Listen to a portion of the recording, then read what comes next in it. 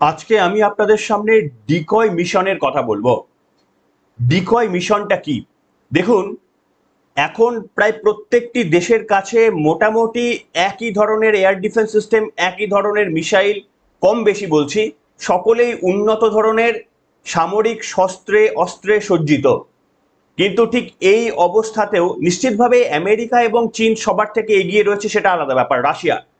কিন্তু প্রশ্ন হচ্ছে, তা সত্ত্বেও যে কোনো একটা ছোট দেশকেও হারাতে গেলে শুধুমাত্র ওই অস্ত্রের ওপর নির্ভর করে হারানো যায় না।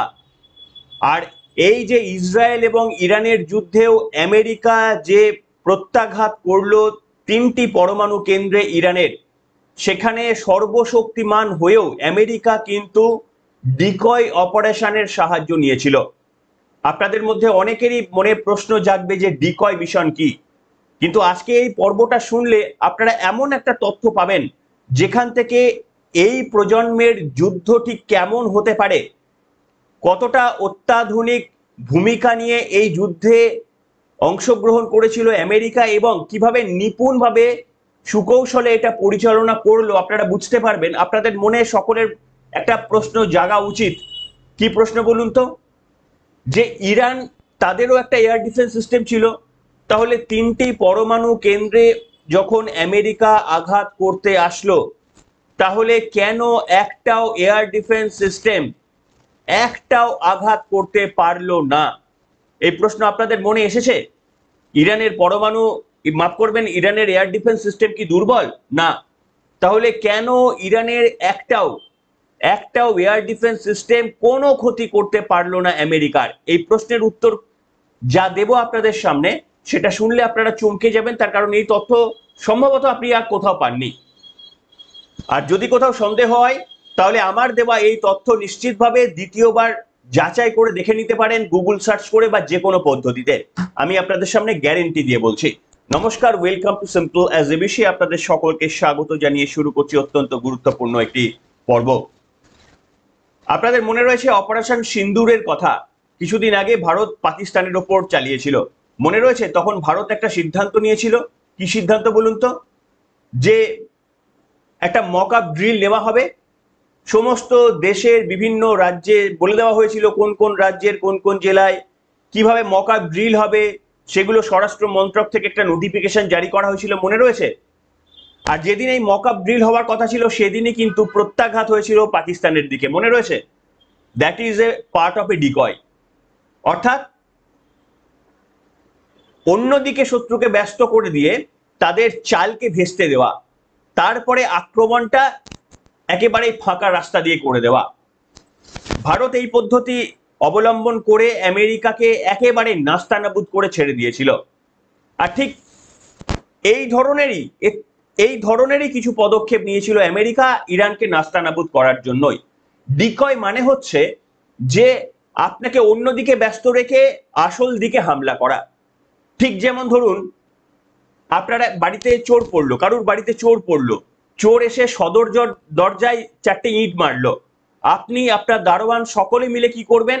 ওই সদর দরজার দিকে সকলে ছুটে যাবেন, দেখতে যাবেন কে কে হামলা করতে এলো বা কি হলো ঘটনাটা। তখন আপনার পিছনের দরজা দিয়ে চোর ঢুকে যাবে। এইটাকে বলা হয়, বাংলাতে বলে ডিকয়। আমেরিকা কিভাবে এই ডিকয় অ্যাপ্লাই করে ইরানকে হামলা করলো, তার অদ্ভুত গল্পটা আজকে আপনাদের সামনে শোনাবো, যে গল্পটা আপনি সম্ভবত কোথাও শোনেননি। দেখুন, আপনারা জানেন যে বি-2 বোম্বার প্লেন ব্যবহার করে আমেরিকা হামলা চালিয়েছিল, যেখান থেকে তারা বাংকার বাস্টার ক্ষেপণাস্ত্র প্রয়োগ করে, যেগুলো প্রায় 30,000 পাউন্ড, ওই বি-2 30,000 পাউন্ড বাংকার বাস্টারের মতো পরমাণুগুলো একটা দুটো নয়, 6-7টা পরমাণু, মাফ করবেন, 6-7টা বাংকার বাস্টার ব্যবহার করে তারা অত দূর 18 ঘন্টা টানা জার্নি করেছিল। আমেরিকা থেকে ইরানের অনেক দূরত্ব, সেটা ট্রাভেল করতে 18 ঘন্টা লেগেছিল। এবং বি-2-র মতো এত বড় প্লেনের পক্ষে এতটা জার্নি করা সম্ভব ছিল না মধ্যেখানে তেল নেওয়া না ছাড়া। তারা মাঝ আকাশে তেল রিফিলও করেছিল। কিন্তু কি ঘটনা ঘটেছিল? আমেরিকার পূর্ব দিকে, আমেরিকার পূর্ব দিক থেকে একটা বি-2 হঠাৎ করেই তারা প্রশান্ত মহাসাগরের দিকে গোয়ানা একটি দ্বীপের দিকে রওনা হয়। ভালো করে শুনবেন গল্পটা। আমেরিকার একটা B2, এই যে বড় যে B2 দিয়ে ইরানকে হামলা করা হয়েছিল, সেই একটা B2 সেটা হঠাৎ করে পূর্ব দিকে উড়ে যায়। সেটা প্রশান্ত মহাসাগরের একটা ছোট্ট দ্বীপ গোয়ানাতে উড়ে যায়। সেটা আমেরিকা অধ্যুষিত ছোট্ট দ্বীপ, এবং সেখান থেকে এমন সব সিগন্যাল পাঠানো হয় যাতে করে ইরানকে বোঝানো হয়েছিল যে ওই পথেই হামলা হতে পারে। কিন্তু আদতে যখন প্রথম একটা বিমান উড়ে গিয়েছিল এই পূর্ব দিকে, তারপরে যখন তারা জানতো যে ইরান ব্যস্ত হয়ে যাবে ওইটা নিয়ে, তখন 7টি B2 নিয়ে ঠিক অপোজিট দিকে পশ্চিম দিকে পাড়িয়ে দিয়েছিল মার্কিন সেনারা। তারা হোয়াইটম্যান এয়ারবেস থেকে, আমেরিকার পশ্চিমের হোয়াইটম্যান এয়ারবেস থেকে আটলান্টিক মহাসাগরের ওপর দিয়ে উড়ে গিয়ে ইউরোপ পেরিয়ে, মধ্যপ্রাচ্য পেরিয়ে তারপরে ইরানের দিকে চলে আসে। 18 ঘন্টা সময় লেগেছিল। এই 18 ঘন্টার মধ্যে তারা জ্বালানি রিফিলও করেছিল অয়েল ট্যাঙ্কারের মধ্যে দিয়ে মাঝ আকাশে। কিন্তু এই সময় ধরে ইরানকে ব্যস্ত রাখা হয়েছিল। ঠিক তার অপোজিট দিকে প্রথমে একটি B2 পাঠিয়ে দেওয়া হয়েছিল, যেখান থেকে ভুল রাডারের সিগন্যাল ক্রমাগত পাঠানো হয়, এবং তারা জানতো যে এই ভুল রাডার সিগন্যালটাকে এনক্রিপ্ট করার চেষ্টা করবে ইরান। এটাকে নিয়ে তারা ব্যস্ত থাকবে পূর্ব দিকে, আর সেই পথে তারা একেবারেই অপোজিট দিকে পশ্চিম দিকে হামলাটা চালিয়ে দেয়। এটাকে বলা হয় ডিকয়। এবং তারপরে কি হয়, এই যে ডিকয়, এই যে B2, 7টা B2 উড়ে যায়, সেই 7টা B2 উড়ে গিয়ে ইরানে ঢোকার আগে কি হয়েছিল, প্রথম কিন্তু B2 হামলা করেনি। কেন? তার কারণ কোনোভাবে ইরানের এয়ার ডিফেন্স সিস্টেম যদি সেখানে সজাগ থাকে তাহলে B2 মুখ থুবড়ে পড়বে। আর একটা B2-র কত দাম জানেন? একটা B2 তৈরি করতে দাম মোটামুটি 200 থেকে 300 কোটি টাকা। বিশ্বের সব থেকে ব্যয়বহুল সামরিক বিমান, যেটা সব থেকে বেশি ওজন বহন করতে পারে, রাশিয়া, চীন এবং আমেরিকা ছাড়া পৃথিবীর অন্য কোনো দেশের কাছে নেই, এমনকি ভারতের কাছেও নেই। এত বড় বিমান, যেটা এক একটা অস্ত্র, এই বাংকার বাস্টারের ওজন 30 কেজি, 30,000 পাউন্ড। এইরকম 5 থেকে 6টা করে বাংকার বাস্টার নিয়ে এক একটা ওই B2 উড়ে গিয়েছিল। 7টা B2 উড়ে গিয়েছিল। কিন্তু তারা প্রথমে ইরানকে আঘাত করার আগে সাবমেরিন থেকে ইস্পাহানে প্রথমে মিসাইল ছুড়েছিল আমেরিকা। সাবমেরিন থেকে ইস্পাহানে মিসাইল ছুড়ে সেখানকার air defence system partially damage করেছিল। তারপরে ইরান বুঝতে শুরু করেছিল যে তাদের আক্রমণ হচ্ছে পূর্ব দিক থেকে, এবং এই ইস্পাহানে যখন প্রত্যাঘাত প্রথমে আসলো, সমস্ত প্রতিরোধী সিস্টেম তাদের চলে গিয়েছিল ওই ইস্পাহানের দিকে। তারা বুঝতেও পারেনি এই অতর্কিত জায়গায় 7টি B2 অপেক্ষা করছে, যখন তাদের এয়ার ডিফেন্স সিস্টেমগুলো অচল থাকবে ঠিক ওই নাতানাজ এবং ফোর্দোতে। তার কারণ আমেরিকার প্রধান লক্ষ্য ছিল ফোর্দো এবং নাতানাজ। ঠিক এইভাবে যখন এয়ার ডিফেন্স সিস্টেমটা অকার্যকর হয়ে যায়, তখন ওই রাত 2টোর সময়, যেটাকে নাম দেওয়া হয়েছে অফিসিয়ালি মিডনাইট হ্যামার, তখন রাত 2টোর সময় অতর্কিতে সেখানে 7টি বিমান ঢুকে একের পর এক বাংকার বাস্টার প্রয়োগ করা হয়। এবার বুঝতে পারছেন যে কোনো অস্ত্র, আমেরিকা তো অনেক শক্তিশালী দেশ, তাদের কি প্রয়োজন ছিল বলতেই পারেন? তাদের কি প্রয়োজন ছিল এই ডিকয় ব্যবহার করার? এখন এমন একটা দেশ, আমি আপনাদের সামনে বারবার একটা জিনিস বলে এসেছি যে দেখুন, পাকিস্তান অনেক কিছু কিনছে। পাকিস্তান আমাদের থেকে 5ম প্রজন্মের যুদ্ধ বিমান আগে পেয়ে যাচ্ছে। আমি যতটুকু এই প্রতিরক্ষা খাতে যতটুকু পড়াশোনা করেছি, আমি আপনাদের সামনে বলছি, পাকিস্তানকে 6ষ্ঠ প্রজন্ম যুদ্ধ বিমান দিয়ে দিন। ভারতের হাতে যদি 3য় কিংবা নিদেন পক্ষে 4র্থ প্রজন্মের যুদ্ধ বিমান থাকে, পাকিস্তান এটে উঠতে পারবে না ভারতের সঙ্গে। এই যুদ্ধ মারপিট নয় যে আপনি সমান বল প্রয়োগ করবেন, একেবারে সামনাসামনি এসে বল প্রয়োগ করে মুষ্টিযুদ্ধে কে যে জয়লাভ করবে, এই যুদ্ধ হচ্ছে, এই ওয়ার নয়। তার জন্য অলিম্পিকের কুস্তি রয়েছে, বক্সিং রয়েছে, কিন্তু এই যুদ্ধে শুধুমাত্র গায়ের জোর, সামরিক শক্তি প্রয়োগের ব্যাপার নয়, এই জোর বুদ্ধির প্রয়োগ। এবং 1971 সাল থেকে যদি দেখেন, ভারতের পক্ষে একটা ম্যাচও জেতা সম্ভবত না যদি শুধুমাত্র এই সামরিক অস্ত্রের কম্পেয়ার করা হতো তাহলে পাকিস্তান কোনোদিনই আমাদের থেকে পিছিয়ে ছিল না।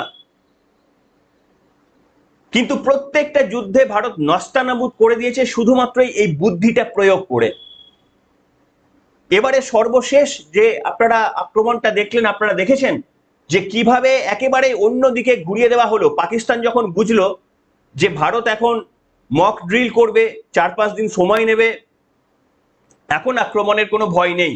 শাহবাজ শরীফ বলেছিল, মনে রয়েছে, যে আমি মাঝরাতে ঘুমাচ্ছিলাম, আমাকে আসিফ মুনির ফোন করে বলল যে আমাদের এয়ারবেসে ইন্ডিয়া হামলা চালিয়ে দিয়েছে। তাহলে কেউ যদি গেস করতে পারে মাঝরাতে কেউ ঘুমাতে পারবে? মাঝরাতে ঘুমানোর ব্যবস্থাটা করে দিয়েছিল আমাদের মিলিটারি অপারেশনসের হেডে, যারা মাথায় যারা বসে রয়েছেন তারা, যেন নিশ্চিন্তে ঘুমাতে পারেন তারা, তাই ব্যবস্থা করে দেওয়ার জন্য মক ড্রিলের কথা বলা হয়েছিল, আর ঠিক সেই রাতেই হামলা করা হয়েছিল। এটার জন্য বুদ্ধি চাই। যুদ্ধ, মহাভারতের যুদ্ধেও শুধুমাত্র কিন্তু জেতা যায়নি অস্ত্র দিয়ে, মহাভারতের যুদ্ধেও বুদ্ধি প্রয়োগ করতে হয়েছে। আর পৃথিবীর যে কোনো যুদ্ধে বুদ্ধি প্রয়োগ ছাড়া আপনি জিততে পারবেন না। আপনার হাতে 100টা পরমাণু অস্ত্র দিয়ে দিলেও আপনি বুদ্ধি প্রয়োগ ছাড়া কোনোভাবেই সেই অস্ত্র নিয়ে জিততে পারবেন না। তাই সেই কারণে আপনি যত খুশি মানে অস্ত্র বিল্ড করতে পারেন, কিন্তু আপনি যদি মাথার মধ্যে এই যে আপনার ক্ষমতার অলিন্দে যারা বসে রয়েছে তাদের এইটা যদি খুব একটা উর্বর না হয়, আপনি কোনো যুদ্ধে জয়লাভ করতে পারবেন না। আমেরিকা তো বিশ্বের সর্বশক্তিমান দেশ, প্রয়োজন ছিল কি ইরানের ওপর এইভাবে ডিকয় করে হামলা করার জন্য? কিন্তু তারা করেছে। তবে হ্যাঁ, এখানে সর্বশেষ যে বক্তব্যটা বলে আমি শেষের দিকে যাব, এখনো পর্যন্ত ভারতের হাতে এই ধরনের কিন্তু কোনো B2 অর্থাৎ এই যে বোমারু বিমান ভারতের হাতে নেই। বোমারু বিমান মানে কি? যারা কার্পেট বম্বিং করে, অর্থাৎ এরা হচ্ছে অ্যাকচুয়ালি ভাবতে পারেন একটা স্পেস স্টেশনের মতো, অনেকটা মানে ছোট সংস্করণ অফ স্পেস স্টেশন, একটা জায়েন্ট একটা মানে ফ্লাইং অবজেক্ট, যেখানে প্রচুর পরিমাণের অস্ত্র শস্ত্রকে নিয়ে এক জায়গা থেকে শত্রু দেশে যাওয়া যায়, যেখানে আমি চাইলে 1000টা বোম ফেলতে পারি একটা জায়গা থেকে। কিন্তু আপনি একটা জেট বিমান থেকে, একটা ফাইটার জেট থেকে কটা আপনি মিসাইল ছুটতে পারেন? বড় জোর 5 থেকে 6টা। কিন্তু এই ধরনের এই জাম্বো জেট, এই ধরনের যদি নিয়ে যান তাহলে আপনি কার্পেট বম্বিং করতে পারেন, আপনি সোয়ান ড্রোন ছুটতে পারেন। সোয়ান ড্রোন মানে ঝাঁকে ঝাঁকে ড্রোন। এই ধরনের একটা B2 থেকে কতগুলো ড্রোন ছোড়া যাবে কল্পনা করে দেখতে পেরেছেন? মোটামুটি 1.5 থেকে 2000, তারও বেশি ড্রোন ছোড়া যাবে, এতটা জায়গা রয়েছে B2র মধ্যে। কাজেই বুঝতে পেরেছেন ভারতের কিন্তু এই জায়গাটা ল্যাক। ভারতের হাতে এখনো একটাও কিন্তু এই বোমারু, আমাদের এই যুদ্ধ বিমান নেই। তাই আমাদের উচিত যে এই ধরনের খুব তাড়াতাড়ি বিকল্পে নিয়ে আসা, তার কারণ শুধুমাত্র রাশিয়া, চীন এবং আমেরিকার কাছেই এই ধরনের যুদ্ধাস্ত্র রয়ে গিয়েছে। এইটা কিন্তু আমাদের ড্রব্যাক। আর আজকে এই যুদ্ধটা দেখিয়ে দিল যে এই ধরনের B2র মতো জেটগুলো কতটা গুরুত্বপূর্ণ ভূমিকা পালন করতে পারে, বিশেষ করে পাহাড়ি অঞ্চলে, যে সমস্ত জায়গাতে শুধুমাত্রই একটা মিসাইল ফেলে বা একটা ব্রহ্মস ফেলে আপনি কিছু করতে পারবেন না। ইরানের ওই মাটিতে আপনি একটা ব্রহ্মস ফেলে খুব বেশি ক্ষয়ক্ষতি করতে পারবেন না, কারণ মাটির 300 ফুট গভীরে লুকিয়ে রয়েছে তাদের পরমাণু অস্ত্র। আজকে যদি আমাদের পাকিস্তানের বিরুদ্ধে কোনো পদক্ষেপ নিতে হয়, যদি মনে করতে হয় যে পাকিস্তানের পরমাণু অস্ত্রগুলোকে ধ্বংস করতে হবে, হ্যাঁ, যদিও আমরা এই কিরনাহার পাহাড়ে যেটুকু করে দিয়ে এসেছি পাকিস্তানের, সেটা আমেরিকা করতে পেরেছে কিনা সন্দেহ।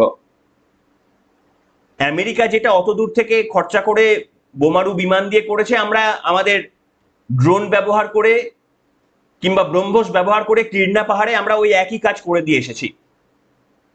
কিন্তু ইরানের মতো অত গভীরে এবং যেখানে একেবারেই পাথরের কংক্রিট, তার ভেতরে ঢুকে যাওয়ার মতো টেকনিক এখনো ভারতের হাতে নেই। এটা বানানো প্রয়োজন। আপনারা লিখে জানান, তার কারণ আমাদের উদ্দেশ্য হচ্ছে ভারতের কোন কোন প্রযুক্তিগত ফাঁকফোকর রয়েছে, কি কি আমাদের ভবিষ্যতে চাই, সেইগুলোকে নিয়ে আসা, সেগুলোকে তুলে ধরা।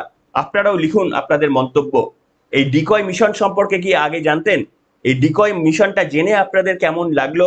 নতুন কোনো তথ্য পেলেন কিনা লিখে জানাবেন আজকের এই পর্বে। এখনকার মতো এখানেই।